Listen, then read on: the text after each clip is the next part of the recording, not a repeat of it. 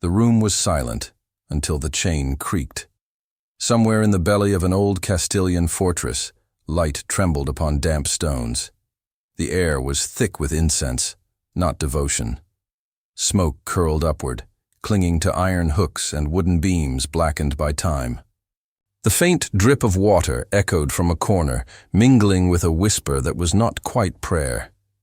This was the chamber of faith, where belief and fear became indistinguishable. Here, the Tribunal del Santo Officio carried out its sacred mission: to cleanse the soul through pain, to purify the world through fire. Behind the solemn Latin prayers lay another truth, one forged in chains and blood. The year was 1484, when the Inquisition's power had ripened into something near divine. Its reach stretched through cathedrals and kitchens alike, through royal courts and back alleys where women whispered secrets of herbs and stars. It claimed to serve heaven, but its roots were sunk deep into the fear of difference. And it was women who bore the brunt of its perfectionist god. Records tell us of one such woman, her name erased, her crime written only as superstitio mulibris, the superstition of women. She had healed a child with a poultice made from roots. For that, the Inquisition said she had touched the devil's hand. She was led through narrow corridors, past walls veiled with mildew, her bare feet leaving pale prints upon the stones. At the center of the chamber stood the table, a slab of oak carved with years of testimony. Wax dripped over its edges, hardening into 1,000 tiny stalactites. Candles stood on iron stands, their light trembling like breath. On the walls, tools hung with the serenity of icons. The rack, the wheel, the cords. They were not hidden. They were displayed. Symbols of divine authority, forged in fire and used in faith. She looked upon them not with defiance, but with disbelief. She had prayed every day of her life, lit candles for the saints, confessed her smallest doubts. And yet, in the eyes of the tribunal, she had failed the one commandment that mattered most: obedience. The inquisitors wore no rage. Their calm was a weapon. One read aloud the charges, in a voice so composed it sounded like scripture. You have spoken words unsanctioned by the Holy Office. You have practiced remedies without clerical consent. You have turned your face from humility. The accused did not answer. Silence was guilt. Even breathing too loudly could be pride. They called it the examination of conscience. It began with questions. It always began with questions. But when words failed to produce confession, they turned to what they called the instruments of truth. The rack was brought forth, its ropes gleaming with oil, its wood dark from years of penitence. Two assistants, brothers of the faith, worked the levers. The inquisitor did not look away. Neither did the notary, who stood ready to record every word that passed her lips. Pain was theology here, each scream a verse in the gospel of submission. It was said that women screamed differently, that their cries were softer, more melodic, like the wail of angels. The inquisitors wrote of it without irony. They saw beauty even in agony. To them, it was evidence that the devil's hand had reached too far into the human soul. But as the woman's body trembled beneath the cords, something else filled the chamber. The scent of burnt wax, the iron tang of sweat, and the slow, measured breathing of men who believed themselves instruments of salvation. The world outside this room, of sunlight, of laughter, of the wind through olive trees, had ceased to exist. Only faith remained, stripped of compassion, sharpened into a blade. When her voice broke, they stopped. Not out of mercy, but to ask, again, "Do you confess?" The word confess had become a wound itself. It no longer meant truth. It meant survival.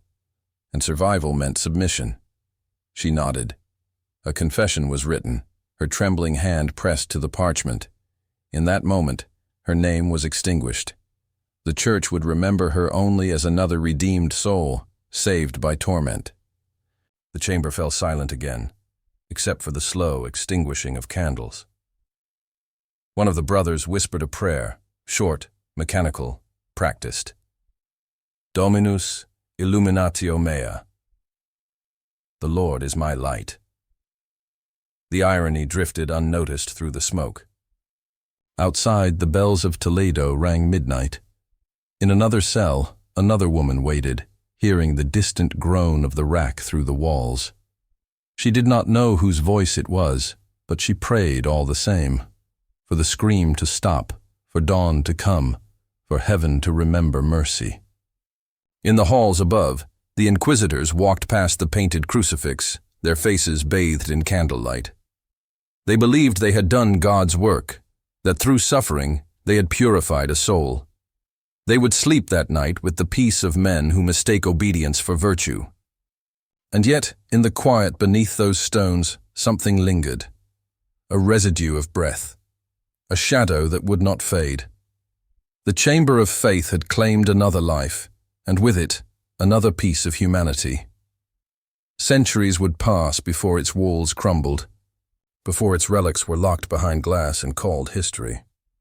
But even now, in the dust of that ancient fortress, there are nights when the air still thickens, when the silence still hums with chains unseen. They said it was the sound of salvation. But to those who listened closely, it was something else. The faint eternal echo of a prayer that was never answered. Morning crept across the monastery walls like a wound reopening. The light filtered through narrow slits in the stone, painting the chamber in streaks of dust and gold. But no warmth entered. The air remained heavy, thick with the scent of smoke, and the faint trace of iron oil used to keep the devices from rusting. This was the heart of the Inquisition's power, the place where truth was not spoken, but extracted. They called these rooms the sanctum of confession. To the world beyond the cathedral doors, they were shrines of purity. But inside they were laboratories of faith, where theology and agony became one language. The inquisitor sat at a wooden table, his quill moving like a surgeon's blade. He was Father Rodrigo de Castañeda, a man of 60 winters whose eyes had long since forgotten color. He believed he served light. His every motion was precise, ritualistic, the folding of parchment, the sealing of ink, the whispering of prayers before every examination. He did not see himself as cruel. He saw himself as a physician of souls. Across from him stood Brother Mateo, younger, uncertain, hands trembling as he adjusted the ropes and wheels. To him, faith was still tender, still filled with questions that the church had taught him to silence. He was not yet immune to the sound of screaming. He prayed each night for it to stop, though he knew morning would demand more. Their new prisoner was a woman named Ysabel Navarro, the daughter of a merchant from Valencia. Her crime was not witchcraft nor heresy, it was knowing too much.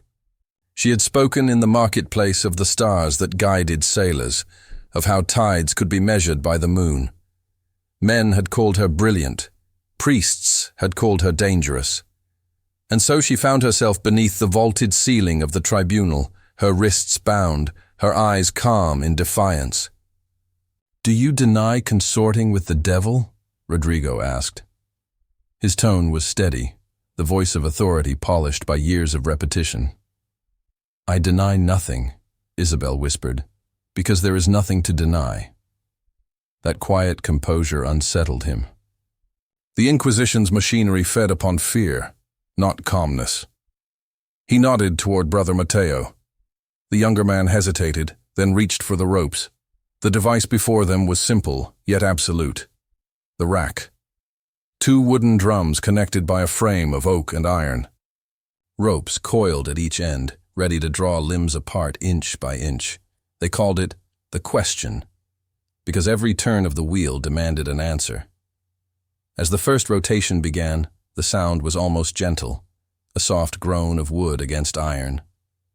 But within moments, tendons strained, shoulders cracked, and the silence broke into sharp gasps. Ysabel's voice trembled but did not break. Father Rodrigo leaned forward. "Confess," he said softly, as if offering salvation. Her eyes glistened. "You call this faith?" He flinched, not outwardly, but somewhere deep where his creed met its shadow. He gestured for another turn. The ropes tightened, and her words turned into raw sound. Brother Mateo looked away. He could not bear the music of righteousness. When her consciousness faltered, the Inquisitor signaled to stop. They lowered her slowly, as if handling a relic. Her breath came shallow, her lips cracked with whispered prayers. Rodrigo stepped close enough to see the tears mingled with blood on her cheek. For a moment, he thought he saw not a heretic, but a child, frightened, human. But doctrine extinguished the thought. Pain, he reminded himself, reveals the soul. The next instrument awaited, a smaller, more intimate cruelty, the strappado. A rope hung from the ceiling, its end tied around the victim's wrists, drawn behind the back.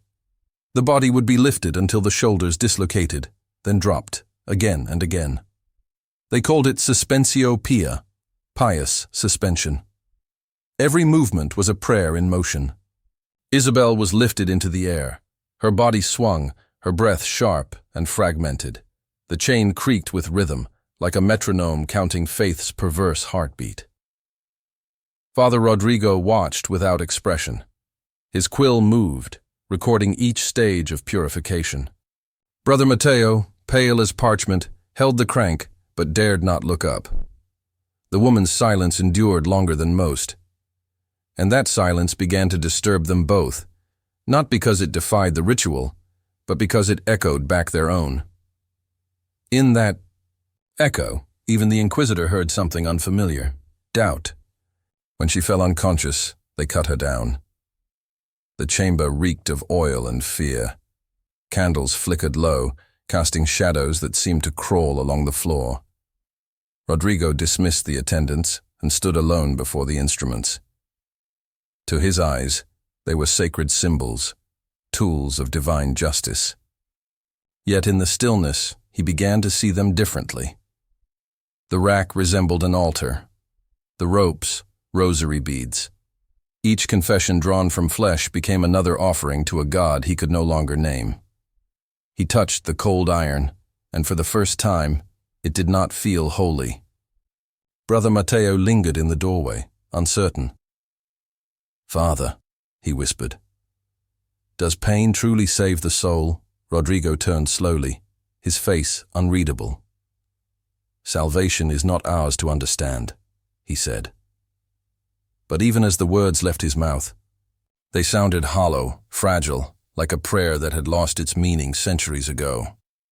Ysabel was carried away, her fate sealed in ink. Outside, the city continued its rhythm of bells and market cries, unaware of the truths buried beneath their feet. The Inquisition had done its duty. Another confession would be read before the tribunal at dawn. But something had shifted. The instruments still hung from their hooks, gleaming in candlelight, but the silence they left behind felt heavier than before. It clung to the air, a ghost of conscience neither faith nor reason could banish. And as Father Rodrigo extinguished the final candle, he paused. The smoke spiraled upward, curling like a question he dared not ask. Somewhere deep in that chamber, the rope creaked again, though no hand had touched it. A whisper seemed to follow, faint as memory. Not the sound of sin, but of truth, waiting in the dark to be heard. The Inquisition would call it divine intervention, but history would remember it differently, as the moment when the instruments of confession began to question the faithful who wielded them. Night had returned to the monastery like a slow tide of shadows. The torches along the corridor hissed with dying flame, their smoke curling upward into black stone arches. The chamber of faith was empty now, but in a smaller adjoining room, one seldom entered by outsiders, another ritual was prepared. This was not the hall of confession. It was the hall of correction. And what unfolded here was not meant to cleanse the soul, but to humble the body. Ysabel Navarro was still alive. Her spirit, though dimmed, had not yet gone out. She lay on a straw mat, her wrists bandaged, her eyes half open. The physicians of the Holy Office, men who knew how to preserve a body for further questioning, had seen to her wounds. She was fed broth, allowed to breathe, allowed to hope. Hope was useful. It kept the condemned alive long enough to be broken properly. Father Rodrigo stood at the foot of the mat, watching her. His face remained composed, yet the calm was strained. Since the last examination, her silence had begun to haunt him. She had confessed nothing, and yet he could not call her innocent. Her defiance unsettled his faith. It made him wonder whether purity could exist outside obedience.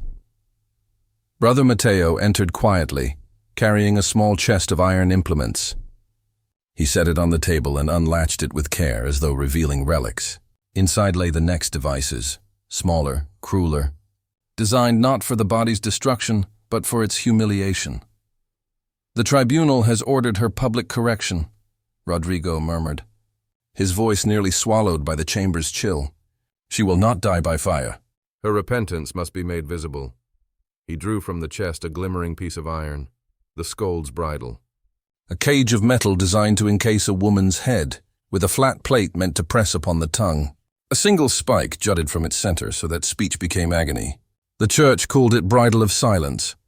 Rodrigo lifted it slowly, as though measuring its weight against his conscience. The light struck its surface, turning it briefly into something almost sacred. Mateo's breath caught. "Must she wear it, Father? She has already suffered more than most." Rodrigo's reply came after a pause. "It is not punishment. It is lesson. Pride must be bound before it poisons the flock." Yet even as he spoke, his voice trembled with something that sounded dangerously like shame. When Ysabel was brought before them, she did not struggle. She looked past them, toward the narrow slit of moonlight in the wall. Her voice was faint but steady. "Do you bind my tongue because my words frighten you?" The question pierced deeper than the spike could. Rodrigo turned away. Mateo's hands shook as he placed the bridle over her head. The metal clasped with a hollow click. Ysabel closed her eyes, and her silence filled the room with a weight beyond sound. The Inquisition had always feared women who spoke. A woman's voice could inspire love or rebellion, laughter or reason, and reason was the one thing faith could not always control. In the eyes of the tribunal, silence was sanctity, and so, silence was enforced. Hours later, when the bridle was removed, the skin around her mouth was bruised, her tongue bleeding. She could not form words. Mateo knelt beside her, whispering a prayer he no longer believed would reach heaven. Rodrigo watched from afar, his hands clasped so tightly that his knuckles shone white. But the chamber of correction had more lessons to teach. On another table lay the breast ripper, a clawed iron instrument used against those accused of lust or vanity. It was shaped like a flower, its petals designed to tear instead of bloom. Beside it, a basin of water waited to cleanse the evidence after use. Rodrigo stared at it for a long time. He knew the ritual by heart, the Latin blessing, the invocation of St. Peter Martyr, the declaration of repentance through pain. Yet he found himself unable to speak the words. His mind filled instead with memories of his sister, long dead from fever, who had once laughed under the orange trees of Seville. She had that same defiant light in her eyes as Ysabel, a light the church would have called dangerous. Mateo waited for instruction, his face pale as candle wax. "Father," he whispered, "if this is justice, why does it feel like sin?" Rodrigo closed his eyes. The sound of chains echoed from somewhere deep in the walls. "Because faith," he said quietly, "was never meant to be pure. Only unquestioned, he did not give the order. Instead, he told Mateo to return the instruments to the chest. She will not be broken tonight." The younger monk obeyed, though confusion clouded his face. In that moment between the two men, something shifted. The ritual had faltered. The machinery of obedience had caught a breath. Ysabel lay still, her silence no longer forced but chosen. She looked at Rodrigo through swollen eyes, neither pleading nor forgiving, simply seeing. And in that gaze, the Inquisitor felt something dissolve, the conviction that suffering could ever serve God. Outside, rain began to fall against the stones, steady and unrelenting. It seeped through cracks, dripping onto the flagstones like tears from the ceiling itself. The torches sputtered and died. For the first time in years, the chamber of correction was left in darkness. Rodrigo remained standing long after the others departed. He could still feel the weight of the bridle in his hands. the cold iron pressing against his palms. It no longer felt like a tool of salvation. It felt like a relic of madness, a mirror reflecting all that faith had lost. He whispered a prayer, not to the God of tribunals and decrees, but to the Silent One, the God he hoped still listened somewhere beyond stone and doctrine. Then he turned to the mat where Ysabel slept, her breathing shallow, her face half lit by the dying embers. For the first time, he felt the stirrings of rebellion, not against the church, but against the cruelty that had hidden behind its seal. The instruments of shame had done their work, but the shame no longer belonged to her, it belonged to him. And when morning came, the monks would find the chamber empty, the chest of iron closed, the torches extinguished, and the records left unsigned. Only one line of ink would remain upon the parchment, written in an unsteady hand. Silence cannot save the soul. The words would stain the page like a confession too late to be absolved. And in that quiet rebellion, history would begin to tremble. Dawn came pale and soundless, spilling through the narrow windows of the monastery like thin gold bleeding into gray. The storm had passed, but its breath still lingered in the corridors, cold, metallic, restless. The chamber of faith lay hollow. The torches were unlit, the iron chest unopened. The instruments of confession hung like ghosts upon the walls, their edges dull, their purpose paused. Brother Mateo was the first to enter. He carried the morning lantern, its flame flickering nervously, as if afraid to disturb the silence. What he found was absence, no guards, no priest, no prisoner. Only footprints in the dust, 2 sets, leading toward the cloister door and vanishing into rainwater. The parchment on the table remained where it had been left. A single line of ink, dark and trembling. Silence cannot save the soul. He read it again and again, the words burrowing beneath his ribs. The handwriting was Father Rodrigo's, but what it meant, he could not yet bear to believe. Beyond the monastery, the city of Toledo stirred awake. Merchants called from stalls, bells tolled from cathedrals, and life resumed its unbroken rhythm. None of them would know that within the holy office something sacred had cracked. A priest had vanished, a prisoner was gone, and the echo of their absence spread like a stain across the morning air. By midday, whispers had reached the tribunal. A search was ordered, though not out of compassion. The Inquisition did not mourn its servants. It accounted for them. Rodrigo de Castañeda was declared missing, perhaps stolen by heretics, perhaps punished by divine hand. His chambers were sealed, his name scratched from the registry of the faithful. But the rumor persisted, carried by servants and scribes alike, that he had left not to flee judgment, but to seek forgiveness. Weeks passed.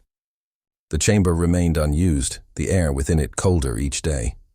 Brother Mateo tended to it as ordered, cleaning the floors, oiling the iron, reciting prayers for purity. Yet as he worked, he began to sense that the room itself had turned against him. The silence was no longer obedient. It breathed. Some nights he heard faint sounds from beneath the stones, the soft creak of rope, the hush of chains, the echo of a woman's breath. He told himself it was imagination. But guilt has its own kind of voice, and in that voice, history speaks. In the archives of the tribunal, a record remains, unsigned, incomplete. It speaks of a heretic named Ysabel Navarro whose confession was never concluded. It notes that her case was closed for reasons undisclosed. No sentence, no burial. Only a void where truth should have been. Some say Rodrigo took her north, beyond the mountains, toward the small villages where the reach of the Inquisition thinned. Others claim they were caught and executed in secret. But the truth has long since dissolved into dust. What remains is not their story, but the silence they left behind. A silence that outlived the empire that created it. By the late 17th century, the fires of the Inquisition began to dim. New kings sought peace, new thinkers whispered of reason, and the church grew weary of its own reflection.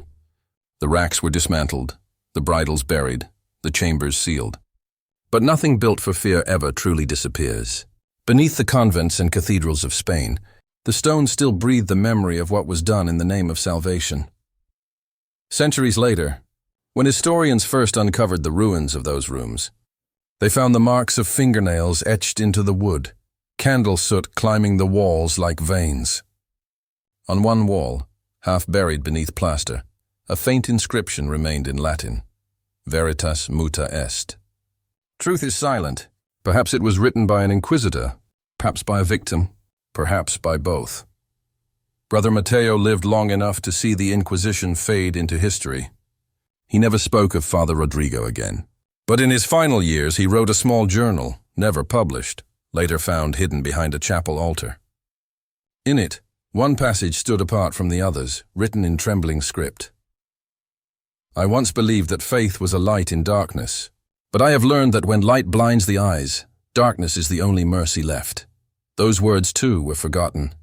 They rest now among dust and parchment, like a prayer whispered too softly to be heard. Yet they carry the same echo that has haunted every age, the echo of righteousness turned cruel, of devotion turned to dominance. When modern visitors walk through the remains of those inquisitorial chambers, through the museums that once were prisons, they often say the air feels wrong. The walls seem to hum faintly. The guides speak of architecture, of art, of preservation.